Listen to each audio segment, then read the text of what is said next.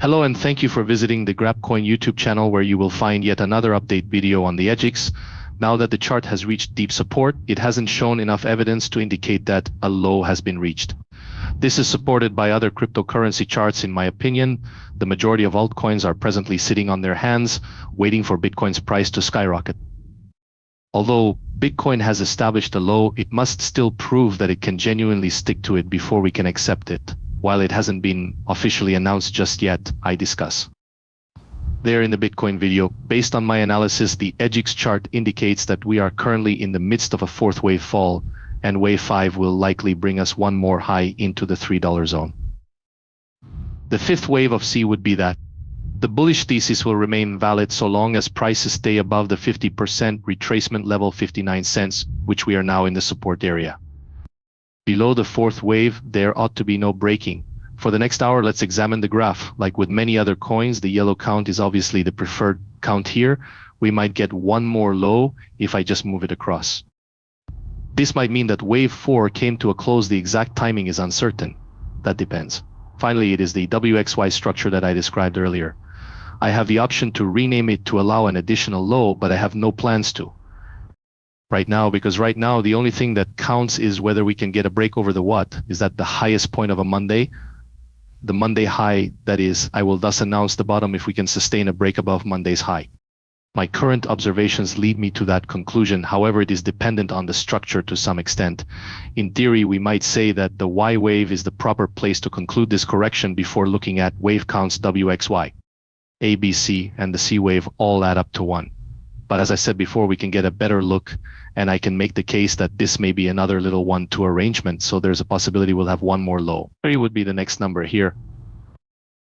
This is the number 4, although it would appear gigantic on this particular chart. Even if that's not entirely true, it may work. 1, 2, 3, 4, 5, but it would be massive, as I indicated before.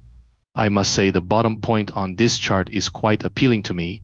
On top of that, we briefly surpassed. First resisted, but failed to sustain that resistance.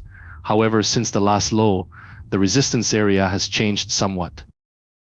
If I were to consider a diagonal, as I am required to do in the C wave, this would constitute opposition and direct us to the final high, as is customary in this situation. So if we can get beyond Monday's high of 91.8 cents, it won't alter anything.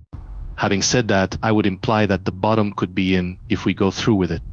That example, 5 waves could be utilized to measure the climb, and 3 waves could be utilized to measure the fall from Monday's top.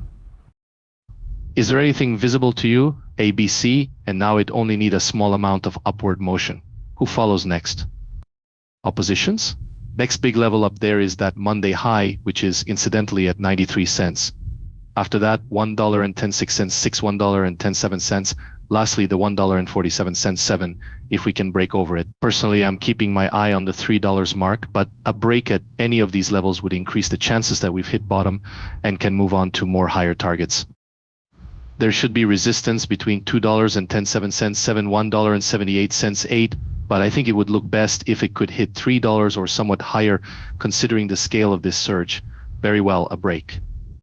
We would have to assume that this entire 5-wave pattern, which began here down there on July 22nd, has already been done if we see further negative potential below 59 cents.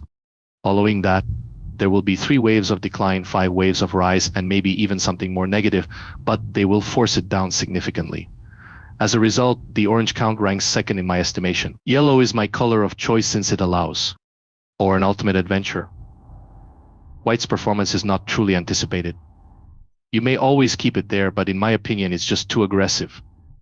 Assuming the support levels are intact, we can keep our focus on price increases. On the other hand, yellow appears to be a good middle ground.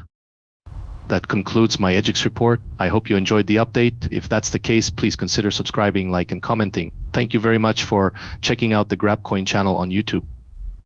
So long.